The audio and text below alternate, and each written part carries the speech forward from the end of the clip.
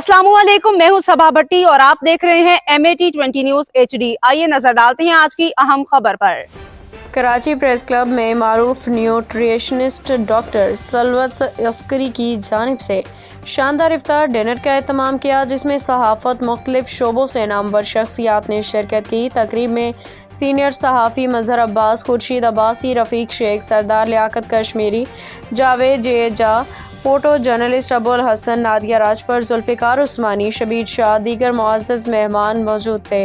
अपने खिताब में डॉक्टर सलवत अस्करी ने रमज़ान के रूहानी पहलू के साथ सेहत और मुतवाज़न ग़िज़ा की अहमियत पर रोशनी डाली।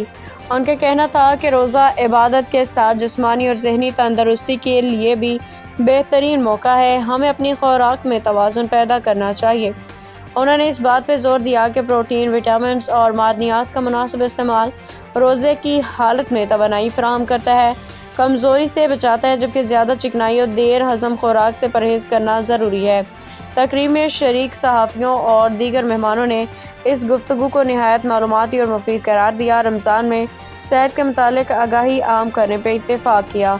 डॉक्टर सलवत अस्करी ने सहाफ़ी बिरादरी से अपील की कि वो ग़िज़ाइयत और सेहतमंद रोज़े के मुतालिक शऊर उजागर करें, ताकि लोग इस मुक़द्दस महीने को इबादत और सेहत दोनों के लिए बेहतरीन बने।